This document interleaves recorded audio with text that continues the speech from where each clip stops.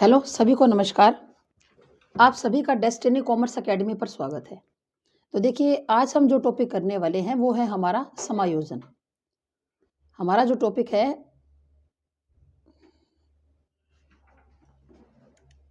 हाँ जी, देखिए टॉपिक है समायोजन यानी एडजस्टमेंट। आपके सिलेबस में क्या दिया हुआ है? एडजस्टमेंट का टॉपिक आपके सिलेबस में दिया हुआ है। और मेंटल हेल्थ के बारे में पूछा है। मेंटल हेल्थ किसकी? किशोरों की। ठीक है ना? मेंटल हेल्थ किसकी? किशोरों की, यानी कि एडोलेसेंस की। मेंटल हेल्थ के बारे में आपके सिलेबस के अंदर पूछा गया है। तो हम पहले समायोजन एडजस्टमेंट का कर लेते हैं। बड़ा अच्छा सा इंटरेस्टिंग टॉपिक है। तो समायोजन क्या होता है? एडजस्टमेंट होता है। तो देखो वैसे तो जो समायोजन करने की एक जो प्रवृत्ति है ना, वो इंसान के अंदर जन्म से ही होती है। जब एक बच्चा जन्म लेता है तो उसको बाहर के वातावरण के साथ एडजस्टमेंट करना सीखना पड़ता है। भाई देखो, जब कोई भी बच्चा जन्म लेता है तो 7 दिन तक उसका वजन लगातार कम होता है, क्योंकि 7 दिन तक कौन सी प्रक्रिया चलती है? एडजस्टमेंट की। बच्चे को गर्भ के वातावरण के अंदर बच्चा रहा था, बाहर का वातावरण जो है, जो भी सर्दी है, गर्मी है, जैसा भी है, तो बच्चा उसके साथ एडजस्ट नहीं कर पाता। 7 दिन तक लगातार बच्चे का वजन कम होता है। उसके बाद बच्चे का वजन बढ़ना शुरू होता है। इसको क्या बोलते हैं? इसको अधिगम कठिनाई काल बोलते हैं इसको। अधिगम कठिनाई काल। ठीक है ना? ये बात याद रखिएगा, ये एग्जाम में कई बार पूछ ली जाती है कि अधिगम कठिनाई काल का टाइम पीरियड क्या है? जन्म से 7 दिन तक। जैसे बोलते हैं ना कि भाई पैदा हुआ जो तो मोटा मोटा था, ये तो बेचारा माड़ा हो रहा है, क्योंकि वो 7 दिन तक उसका वजन लगातार कम होगा बच्चे का। तो ये जो समायोजन शब्द है, ये जन्म से स्टार्ट हो जाता है एडजस्टमेंट करना, और धीरे धीरे जैसे जैसे हम बड़े होते हैं तो ये जो एक प्रवृत्ति है या गुण है या जो भी आप कह सकते हो, ये बढ़ती चली जाती है। मतलब जब कोई बालक अपनी इच्छाओं की पूर्ति नहीं कर पाता तो धीरे धीरे वो स्थितियों से क्या करता है? समझौता कर लेता है। अब बच्चे ने जन्म ले लिया, अब बाहर के वातावरण से समझौता तो करना ही पड़ेगा, है ना? आप पहले घर पर रहकर अपनी पढ़ाई कर रहे थे, अब आपका सिलेक्शन हो चुका है कहीं पर, या आपको तैयारी के लिए जाना है और आप किसी हॉस्टल के अंदर चले गए, या वहां पर आपने पीजी ले लिया। अब आपकी इच्छा की पूर्ति तो नहीं हो रही, घर जैसा खाना नहीं है, घर जैसा माहौल नहीं है, लेकिन स्थितियों से समझौता तो करना पड़ेगा ना। तो जो समझौते की प्रक्रिया है वही क्या है? वही समायोजन कहलाती है। एक लड़की की शादी होती है, वो ससुराल में जाती है, तो लड़की के मायके में कुछ और तरह का एनवायरनमेंट है, ससुराल के अंदर कुछ दूसरे तरह का है, लेकिन अब स्थितियों से समझौता तो करना पड़ेगा। कुछ समय के बाद वो लड़की भी क्या कर लेती है? वहां पर समायोजन यानी कि एडजस्ट कर लेती है। सामान्यतः हम कह सकते हैं कि समायोजन 2 शब्दों से मिलकर बना है। अब समायोजन का मतलब आपको समझ में आ गया कि जब हमारे लिए कोई नई परिस्थितियां होती है, हम उनके साथ जब समझौता कर लेते हैं, तो उसको मनोवैज्ञानिक भाषा में क्या बोलते हैं? समायोजन बोलते हैं। ठीक है? तो सम और आयोजन, सम का मतलब है समान और आयोजन का मतलब है अच्छी व्यवस्था करना। मतलब अच्छी तरह से परिस्थितियों को अनुकूल बना लेना, कि जैसे भी हमें परिस्थितियां मिले उसके अनुसार हम क्या बना लें? खुद को उसके अनुकूल बना ले। यही क्या होता है? यही समायोजन होता है। ठीक है? यही क्या है? यही समायोजन है। फिर देखिए, एक व्यक्ति जो अपने आप को या अपने विचारों को किसी भी स्थिति या परिस्थिति के अनुकूल कर लेता है, बात वही आ गई, तो वो क्या है? वो समायोजित व्यक्ति है। मतलब शरीर से भी समायोजन कर लिया और बुद्धि से भी, मानसिक संतुलन भी कर लिया। फिर बात करते हैं कि समायोजन की क्या-क्या परिभाषाएँ हो सकती हैं, क्योंकि ये समायोजन के बारे में तो परिभाषा आ सकती है एग्ज़ाम के अंदर, बाकी समायोजन के अंदर और क्या पूछेगा, हम आगे-आगे करेंगे बात जी। तो अब देखो स्किनर, एक तो आपको स्किनर की याद रखनी है, क्यों जो परिभाषा होती है ना, वो याद रखना बड़ा मुश्किल काम है। बस थोड़ा-थोड़ा आपको जो कीवर्ड है वो आपस में जोड़ने होते हैं। स्किनर के अनुसार समायोजन एक अधिगम प्रक्रिया है। समायोजन क्या है? अधिगम की लर्निंग प्रोसेस है। जो एडजस्टमेंट है वो क्या है? एक लर्निंग प्रोसेस है। ये किसने कहा? स्किनर ने। ठीक है? तो आप थोड़ी-सी इसके साथ हिंट को जोड़ लो ना, कि जो स्किन, स्किन का मतलब त्वचा, कि त्वचा की जो देखभाल हमें करनी चाहिए, ये लर्निंग प्रोसेस होनी चाहिए, कि हम अपनी त्वचा की देखभाल कैसे करेंगे? तो ये अपनी लर्निंग प्रोसेस होनी चाहिए, सीखने की प्रक्रिया। तो थोड़ा-सा हिंट जोड़ोगे तब बात बनेगी। चौहान की कभी भी नहीं आती एग्ज़ाम के अंदर, ना शेफर की, कुप्पू स्वामी की आ जाती है। कुप्पू स्वामी ने क्या कहा कि समायोजन के फलस्वरूप खुशी होती है, क्योंकि संवेगात्मक, संवेगात्मक माना इमोशन, जो इमोशनली जो होता है ना, एक जो द्वंद जिसको आप बोल सकते हो, और जो तनाव है वो क्या हो जाता है, वो दूर हो जाता है। जब हम वातावरण के साथ एडजस्ट कर लेते हैं तो हमें प्रसन्नता मिलती है, और हमारा जो द्वंद है और तनाव है वो क्या हो जाएगा, वो दूर हो जाएगा। ठीक है। एडलर ने क्या कहा कि समायोजन श्रेष्ठता प्राप्ति का क्या है, आधार है। बस इसके अलावा और कोई जो परिभाषा है वो एग्जाम के अंदर ऐसा नहीं है कि वो आ जाएगी, ऐसा कुछ नहीं है। ठीक, एक मिनट। हाँ जी। उसके बाद जो व्यक्ति समायोजित होता है उसके क्या क्या लक्षण होते हैं, कि आपको कैसे पता चलेगा कि कोई व्यक्ति जो है वो एडजस्टेड पर्सन है। ठीक है ना, एडजस्टेड पर्सन है, कैसे पता चलेगा? पहली बात तो क्या वो संतुलित रहता है, बैलेंस, मतलब हाइपर नहीं रहता कि भाई ये क्या हो गया, मैं कैसे यहाँ पर रहूंगा, मुझसे नहीं रहा जाता, अपने बस की बात नहीं है भाई, है ना। तो वो एक तो मतलब अपने लाइफ को बैलेंस कर लेता है, संतुलित रहता है, शांत रहेगा वो ज़्यादा उग्र नहीं होगा, मतलब हाइपर नहीं होगा, वो ज़्यादा समस्या का समाधान कर लेगा, है ना। जो भी समस्या सामने आए उसका समाधान कर लेगा। और ये जो लर्निंग होती है, लर्निंग का हमारा मेन उद्देश्य, मैंने मोटिव क्या होता है, लर्निंग का हमारा मोटिव ये है कि हमने बच्चे को समस्या समाधान के योग्य बनाना है। ये पीक पॉइंट है भाई, ये याद रखना कि जब भी ये पूछे कि लर्निंग का जो है पीक पॉइंट क्या है, मतलब चरम सीमा क्या है, तो आप क्या कहोगे कि बालक को समस्या समाधान के योग्य बनाना लर्निंग का पीक पॉइंट है। कि लाइफ के अंदर जो भी समस्या आएगी उसका वो समाधान वो हल कर ले, तो इसका मतलब हमारी जो लर्निंग है वो बढ़िया है। हमने जो बच्चे को लर्न करवाया ना एज ए टीचर, क्योंकि आप तो टीचर बनने वाले हो, आपने एज ए टीचर जो बच्चे को आपने सिखाया वो बिल्कुल सही है। सदैव परिस्थिति का ज्ञान रखते हैं, मतलब ये ज्ञान रखते हैं कि परिस्थिति कैसी है और उसको हम कैसे उसके ऊपर एडजस्ट कर सकते हैं। महत्वाकांक्षी और सकारात्मक दृष्टिकोण रखने वाले पॉजिटिव होते हैं भाई। अब एक तो बंदा नेगेटिव हो, जो नेगेटिव होगा वो तो उसको तो घर के अंदर ही दिखते होंगी भाई, उसका तो फिर कहना ही क्या है। संवेगात्मक रूप से स्थिर होते हैं, यानी कि इमोशनली स्ट्रोंग होते हैं। मतलब ये नहीं कि 1 मिनट में हाइपर हो गए, 1 मिनट में शांत हो गए, कभी मारने-मरने को उतारू हो गए, है ना? कभी प्रेम से बोल रहे हैं। यानी कि संवेग क्या होते हैं, उनके स्टेबल होते हैं, स्थिर होते हैं। ठीक है ना? तो जो व्यक्ति यूँ करता है जैसे गाली-गलौज कर रहा है, झगड़ा कर रहा है, लड़ाई-झगड़ा कर रहा है, इसका मतलब संवेगों पे कंट्रोल नहीं है। अगर हमारे संवेगों पर हमारा कंट्रोल नहीं होगा तो समाज के अंदर बहुत सी दिक्कतें खड़ी हो जाएँगी। अगर कोई सामने वाला हमें गलत बात कहता है, अब मतलब मान लो मेरे को किसी ने गलत कह दिया, मन तो मेरा भी ऐसा करता है 2-4 मुँह पे धर दूँ, है ना? और उसको 2-4 अच्छी चीज़ सुना दूँ, पर मैं ऐसा नहीं करूँगी। मैं भी उसको फिर भी प्यार से कहूँगी भी कोई बात नहीं, देखो क्या दिक्कत है बताओ? तो इसका मतलब मेरे संवेग स्थिर है। समझ में आया स्थिर कैसे होते हैं? इसका मतलब मेरे संवेग स्थिर है। और अगर मैं दूसरों के प्रति आक्रामक रूप धारण कर लिया, मैंने थोड़ी-सी बात सुनते ही, है ना? किसी ने मुझे 2 बात कह दी और मैं टप, टप, टप, टप आँसू बहा रही हूँ, इसका मतलब संवेग स्थिर नहीं है। ठीक है ना? समझ रहे हो कि हमने बच्चों के संवेगों को स्थिर करना है, स्टेबल।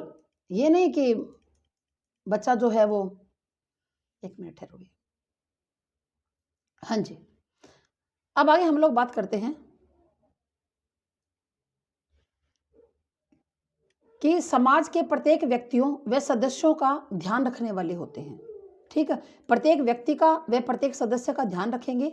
पर्यावरण तथा परिस्थिति से प्राय लाभान्वित यानी कि लाभ लेते हैं। जैसा भी एनवायरनमेंट हो, जैसी भी परिस्थिति हो, उससे वो लाभ लेंगे। यानी कि कोई ना कोई उसको ऐसा उसका रास्ता निकाल लेंगे जो उनको बेनिफिट हो वहाँ से। संतुष्ट होंगे, सुखी होंगे, साहसी होंगे, ये तो मेन बस नेचुरल सी बातें हैं कि परिस्थितियों के अनुकूल आचरण करेंगे और जो विपरीत परिस्थितियाँ आएगी, उनका भी सामना करने की उनके अंदर योग्यता होगी और स्वयं के गुणों के बारे में और स्वयं की कमियों की भी उन्हें क्या होगी, समझ होगी। उन्हें पता होगा कि मेरी कमी कहाँ पर है और मेरी जो विशेषताएँ हैं, वो गुण हैं, वो कहाँ पर है। ठीक है? फिर देखिए भई, समायोजन को प्रभावित करने वाले कारक कौन-कौन से होते हैं? फिर देखिए, एक जो कोई भी व्यक्ति है, उसको समायोजन पर जन्मजात कारक या उसके शारीरिक फिजिकल जो फैक्टर हैं, वो उसके ऊपर प्रभाव डालते हैं। एक तो जन्मजात कारक प्रभाव डालते हैं, क्योंकि जन्म से ही हमारे अंदर कुछ विशेषताएँ होती हैं। मतलब जन्म से ही जैसे हमारा स्वभाव है, कोई बच्चा है वो शुरू से ही वो शांत है, ठीक है ना? ज़्यादा उग्र नहीं है। एक छोटा बच्चा ऐसा है जो बहुत ज़्यादा शरारती है, बहुत ज़्यादा उग्रता है। एक बच्चा ऐसा है जो बहुत ज़्यादा गुस्से वाला है। तो ये जो कुछ जन्मजात फैक्टर होते हैं, जो हम कहते हैं कि ये तो शुरू से ही ऐसा है। हम लोग बोलते हैं ना कई बार, जैसे बहुत ज़्यादा गुस्सा करता है, कहते हैं, "गुस्सा इतना क्यों कर रहा है?" बोले, "शुरू से ही ऐसा है भई, क्योंकि जन्मजात कारक है ना? उसका बर्थ फैक्टर है यही। शारीरिक कारक हो सकता है कोई, मान लो कोई थकान है, कोई बीमारी है, है ना, कोई दिक्कत है, कोई चोट लग गई, कोई या कोई दिमागी थकावट है तो शारीरिक कारक हो सकता है, कोई आनुवंशिक कारक होता है। आनुवंशिक माना हेरिडिटी। हेरिडिटी के बारे में मैंने आपको बड़ा डिटेल से पढ़ाया हुआ है कि हेरिडिटी क्या होती है। वंशानुक्रम। हमारा वंशानुक्रम ये बता देता है कि how far we can go, ठीक है ना, हम कितनी दूर जा सकते हैं। ये बात कौन बताती है? हमारी हेरिडिटी। जैसे माता पिता परिवार के अन्य लोग होते हैं तो उनको देखकर हम बच्चे के बारे में भविष्यवाणी कर सकते हैं कि how far he can go, वो कितना दूर जा सकता है। लेकिन आप ये नहीं कह सकते हो कि how far we will go, ठीक है ना। अरे डेडलाइन थोड़ी ना बता सकते हो आप लोग, डेडलाइन नहीं बता सकते। ये प्रश्न आया हुआ एग्जाम के अंदर पहले भी, जो मैं बोल रही हूँ कि हेरिडिटी क्या निर्धारित करती है, आप कितना दूर जा सकते हैं या आप कितना दूर जाएंगे। आप कितना दूर जा सकते हैं ये हेरिडिटी निर्धारित पहले कर देती है। हाँ, अगर वो ये कह दे कि how far we will go, तो फिर तो एनवायरनमेंट तो जीरो हो गया ना, फिर तो एनवायरनमेंट का तो कोई वैल्यू ही नहीं है, फिर तो सारा कुछ हेरिडिटी हो गया। जबकि हमारा जो डेवलपमेंट होता है ना, वो क्या होता है, हेरिडिटी और एनवायरनमेंट, इन दोनों का गुणनफल है। इन दोनों का क्या है? गुणनफल है। ये बात किसने कही थी? ये बात कही थी वुडवर्थ ने। याद रखिएगा, बहुत बार प्रश्न पूछा हुआ ये बात कि किसने कहा था कि जो डेवलपमेंट होता है वो हेरिडिटी और एनवायरनमेंट का क्या है? गुणनफल है। ठीक है। आनुवंशिक कारक हो सकता है कि वे किसी के माता पिता बहुत ज्यादा गुस्से वाले हो या बहुत ज्यादा शांत हो या बहुत ज्यादा, मतलब कुछ भी हो सकता है आनुवंशिक कारक। फिर वातावरण का कारक हो सकता है, वातावरण ऐसा मिला हो, या फिर कोई मानसिक कारक हो सकता है। ठीक है। और सर्वाधिक प्रभाव है, वो क्या कहता है कि उनका सबका ये प्रभाव पड़ता है मानसिक कारक का।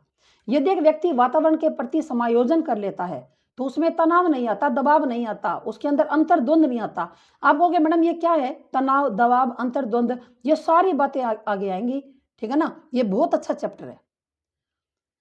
फिर देखिए, इन सब के अभाव के कारण व्यक्ति चिंतित नहीं रहता और उसका मानसिक स्वास्थ्य संतुलित है। जैसे अपने को तनाव है किसी चीज का, दबाव है, हम स्ट्रेस के अंदर है, या हमारे अंदर अंतर्द्वंद है, मतलब अंतर्द्वंद का मतलब क्या करूं मैं, क्या ना करूं, हमारे अंदर एक अंतर्द्वंद का भाव, कॉन्फ्लिक्ट है भाई, तो हम क्या करेंगे? हमेशा चिंतित रहेंगे। और अगर ये सब नहीं है तो चिंतित नहीं रहेंगे, सीधी सी बात है।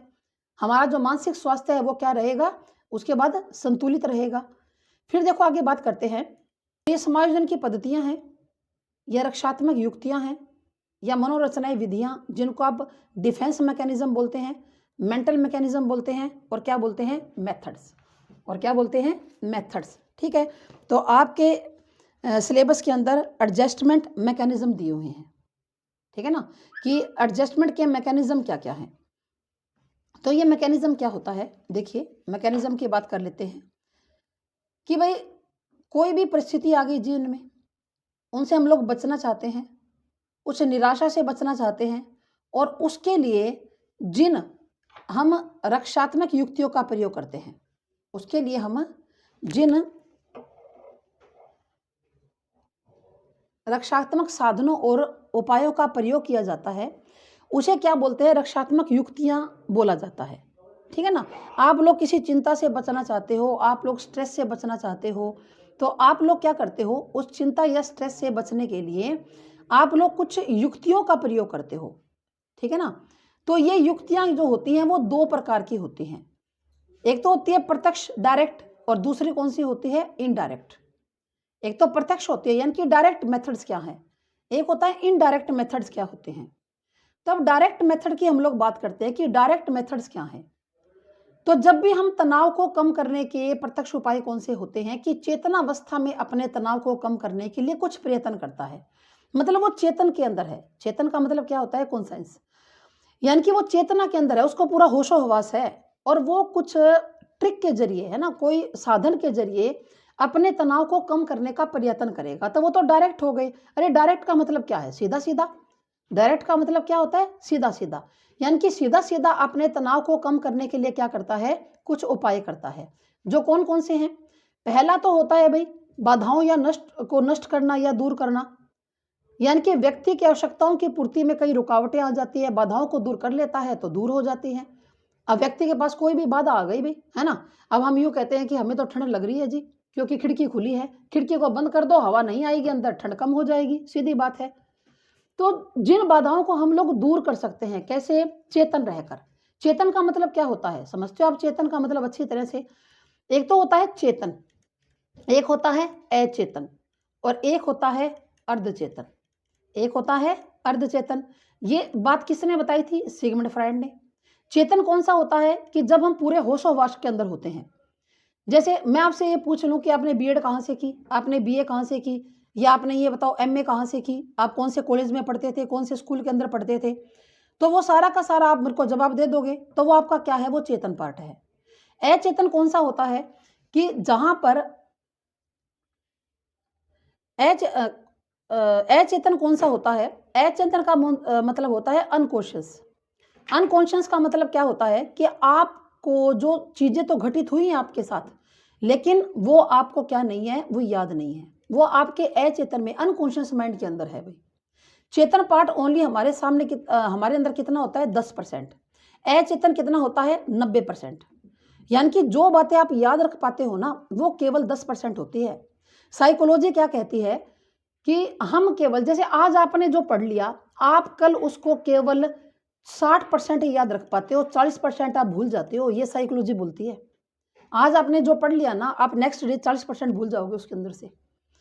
तो आपको क्या करना पड़ेगा? लगातार अभ्यास। तभी तो टीचर बोलता है ना, अभ्यास करो भी, लगातार पढ़ते रहा करो। लगातार क्यों पढ़े? क्योंकि आप भूल जाओगे। अगर हम लोग भी ये अगर साल 6 महीने ना पढ़े ना इन चीज़ों को, अगर मैं साइकोलॉजी पढ़ना छोड़ दूँ साल 6 महीने, तो आधी बातें मैं भी भूल जाऊँगी, आधी से ज़्यादा तो। क्योंकि हम लोग भी लगातार इनको पढ़ते हैं, नई-नई बुक्स में से, है ना? गूगल से निकालते हैं, नेट से सर्च मारते हैं नई-नई बातों को और जिस बुक के अंदर या जहाँ गूगल से कंटेंट अच्छा मिलता है, वही आपको पढ़ाते हैं। अगर हम लोग ये छोड़ देंगे ना, तो हम लोग भी भूल जाएँगे, ठीक है? तो आपका ये अचेतन होता है। अर्धचेतन का मतलब क्या होता है? सेमी कॉन्शियस माइंड, यानी कि जो इन दोनों के बीच का होता है। आपको ना तो बात याद और ना भूले। यानी कि जब आप पेपर में बैठते हो, आपने किसी प्रश्न को देखा और आप ये सोचते हो, ओहो! ये तो याद किया हुआ है भाई, पता नहीं क्या आएगा? आप ऐसे करते हो बार-बार, आए तो क्या, याद तो किया हुआ है। तो वो आपका क्या है? वो अनकॉन्शियस माइंड तो है। यानी कि आप बात को भूले भी नहीं हो और आपको याद भी नहीं आ रही है। दोनों काम हो रहे हैं। चेतन में तो आपको सारा याद है, अर्धचेतन में अचेतन में याद नहीं होता आपको। ये कॉन्शियस है, ये अनकॉन्शियस है, ये सबकॉन्शियस है। समझ में आ रहा है ना? फिर देखो ये कहते हैं चेतन रूप से दूर करने का मतलब पूरे होशो-हवास में आप लोग उसको दूर करोगे, आपको पता है आप क्या कर रहे हो, ठीक है? अन्य मार्ग खोजना या कार्यविधि परिवर्तन, यानी कि अनदर पाथ खोज लिया आपने तो, दूसरे मार्ग की ओर चले गए, ठीक है ना? लक्ष्य की पूर्ति में कोई बाधा आई, तो दूसरा रास्ता निकाल लिया। हमने कहा ऐसे तो काम नहीं होगा, अरे टेढ़ी उँगली से घी निकालना पड़ेगा, ऐसे बोलते हैं ना हम लोग, कि इस तरीके से काम नहीं होगा। हम कहते हैं अरे ये इस तरीके से काम होगा। मतलब हमने रास्ता ही दूसरा निकाल लिया, हमने अपना पाथ ही अलग कर लिया। तो हम अपने लक्ष्य को पूरा कर लेते हैं और जब लक्ष्य पूरा हो गया तो नेचुरल सी बात है हमारा तनाव तो अपने आप दूर होगा ना। जब हम किसी लक्ष्य को पूरा कर लेते हैं तो तनाव दूर होगा। उसके बाद तीसरे नंबर पर क्या कहता है कि अन्य लक्ष्यों का प्रतिस्थापन, ठीक है? यानी कि अनदर गोल्स, आपने गोल ही दूसरा कर लिया। जब व्यक्ति अपने लक्ष्य को किसी भी तरह से पूरा नहीं कर पाता, अब आपको पता है कि आप मान लो कोई बच्चा है, कोई भी बच्चा है, अब वो यूपीएससी की तैयारी कर रहा है। मान लो वो 4 साल से लगा हुआ है लगातार, लेकिन वो पेपर क्लियर ही नहीं कर पा रहा। तो उसने क्या किया, अपना गोल ही अलग कर लिया। उसने कहा छोड़ यूपीएससी, अब मैं यूपीएससी का पेपर नहीं दूँगा, अब मैं एचपीएससी के पेपर दूँगा भई। उसने बॉडी चेंज हो गई ना, उसने तो रास्ता ही न्यारा कर लिया। वो कहता है अब यूपीएससी की तरफ नहीं जाना, मैं तो एचपीएससी की तैयारी करूँगा, मैं तो जो ये एचपीएससी भर्तियाँ निकालती है। तो लक्ष्य से मिलता-जुलता, उसी से है तो मिलता-जुलता, वही नौकरी की है। दूसरा मार्ग अपना लेता है और फिर मानसिक तनाव कम हो जाएगा। अब मान लो एचपीएससी के अंदर सिलेक्शन ले गया, मानसिक तनाव कम हो गया, है ना? कोई एचपीएससी के अंदर नहीं आ रहा, वो सोचता है चलो कोई नहीं, ले ग्रुप सी की देखते हैं भई, कोई ग्रुप सी की नौकरी लेते हैं। तो ये क्या है, ये गोल ही अनदर कर लिया। पहला तो रास्ता दूसरा कर लिया, अब गोल ही दूसरा कर लिया। फिर विश्लेषण, विश्लेषण क्या होता है? एनालिसिस। विश्लेषण क्या होता है? Analysis and decision. विश्लेषण को समझते हो? एक तो होता है विश्लेषण, एक होता है संश्लेषण। साइकोलॉजी में ये शब्द आपको आने चाहिए क्योंकि इन शब्दों से प्रश्न बनकर आते हैं। 1 मिनट रुको, अभी जल्दी हो गया थोड़ा। इन शब्दों से प्रश्न बनकर आते हैं। तो विश्लेषण क्या होता है? एक तो होता है विश्लेषण और एक होता है संश्लेषण। एक तो होता है एनालिसिस, एक तो होता है एनालिसिस और एक होता है संश्लेषण, एक विश्लेषण। तो पहले विश्लेषण को समझो भी ये क्या होता है। विश्लेषण का मतलब होता है कि अलग-अलग कर देना। जैसे आप लोग हिंदी पढ़ा करते हैं ना, +2 क्लास तक। हिंदी के अंदर आपके एक सह प्रसंग व्याख्या आया करती थी भई। आप बिल्कुल आसान भाषा में समझाती हूँ क्या होता है विश्लेषण। सह प्रसंग व्याख्या आया करती थी। वहाँ पर मान लो क्या आती थी 4 से 5 लाइनें, ठीक है? और आप उसकी क्या करते थे व्याख्या। व्याख्या कैसे करते थे? एक-एक शब्द को तोड़-तोड़ कर उसका आप अर्थ बताते थे। एक-एक शब्द को तोड़-तोड़ कर आप अर्थ बताते थे। तो वो तो है आपका विश्लेषण। लेकिन जब आपको सारा लेसन क्लास में पढ़ा दिया जाए और उसके बाद टीचर ये कह दे, बताओ जी तुमने इस लेसन से सीखा क्या? बताओ क्या था इस लेसन के अंदर? इसकी समरी बता दो। तो वो क्या हो गया? वो बच्चों संश्लेषण हो गया। समझ रहे हो ना? एक ही शब्द के जब टुकड़े-टुकड़े करके आप उसको समझते हो, तो वो क्या होता है? वो विश्लेषण होता है। जैसे आप किसी पोएम की व्याख्या करते थे, है ना? उसको एक्सप्लेन किया करते थे। लेकिन जब आप उसका समरी निकाल लेते हो, है ना? मैंने आपको कहा कि कैदी और कोकिला पोएम से आपने क्या सीखा? आप बता दोगे कि मैडम हमने ये सीखा कि जो माखनलाल चतुर्वेदी है, वो अंग्रेज सरकार को क्या कर रहे हैं? अंग्रेज सरकार को सुना रहे हैं एक कोयल के माध्यम से। तो ये क्या हो गया? ये संश्लेषण हो गया। फिर कहते हैं कि जब व्यक्ति के सामने एक से ज़्यादा इच्छाएँ होती हैं, एक से ज़्यादा लक्ष्य होते हैं, तो दिक्कत होगी भई। अब जितनी जिसकी ज़्यादा विशेज़ होगी, वो उसके अंदर लगा रहेगा, ना ये पूरी होगी, ना वो माया मिली, ना राम, कुछ नहीं मिलेगा भई। एक लक्ष्य लेकर ना चले, अनेक लक्ष्य लेकर चले और वो निर्णय ना कर पाए कि मैं कौन-सा तो प्राप्त करूँ, कौन-सा ना करूँ। अब बताओ आप एचपीएससी का भी भरे बैठे हो, आप केवीएस का भी भरे बैठे हो, है ना? आपने मान लो कोई एमटीएस का भी भर दिया, आपने सारे लेवल भर दिए और सबके पेपर फरवरी-मार्च में हैं। अब आपको ये नहीं समझ में आ रहा मैं कौन-सी तैयारी करूँ? मैं एचपीएससी की करूँ, मैं केवीएस की करूँ, मैं वो एमटीएस वाली करूँ या मेरे बीए के पेपर आ गए मैं उनकी वो जो मतलब कोई भी बीए का तो क्या, क्योंकि जब केवीएस के इनके देगा वो तो सारा पार कर ही आया। कि मान लो कई आपने पेपर भर रखे हैं और सबकी आ गए, आपको ये नहीं समझ में आ रहा मैं तैयारी किस चीज़ की करूँ? तो वह काफ़ी मानसिक प्रक्रिया द्वारा एक मध्यकावस्था मतलब बीच का रास्ता अपनाना चाहता है, जिससे कि दोनों लक्ष्य प्राप्त हो जाए, ठीक है? तो जब वो सोच समझ कर निर्णय लेता है, तो अपने पूर्व अनुभव की सहायता लेता है। यानी कि देखो भई, हम अपने लाइफ के अंदर जो भी लर्न करते हैं, जो भी लर्निंग होती है, लर्निंग क्या होती है? लर्निंग वूम्ब टू टूम्ब होती है। वूम्ब टू टूम्ब यानी कि गर्भ से लेकर कब्र तक लर्निंग होती है भई। तो जब लर्निंग होती है तो हम लोग एसिमिलेशन करते हैं ना? क्या करते हैं? एसिमिलेशन। आपको पता है ये शब्द क्या है? एसिमिलेशन का मतलब क्या होता है? एसिमिलेशन का मतलब होता है कि भई पूर्व अनुभव, पूर्व अनुभव। अब जब आप पूर्व अनुभव के आधार पर नया ज्ञान हासिल करते हैं, ठीक है ना? हम कोई भी नई चीज़ सीखते हैं ना तो अपने प्रीवियस नॉलेज की मदद लेते हैं हम लोग, लेते हैं ना? तो ये एसिमिलेशन है। उसको एसिमिलेट करते हैं उसको उस चीज़ को, ठीक है? ये तो थे हमारे प्रत्यक्ष उपाय। ये तो क्या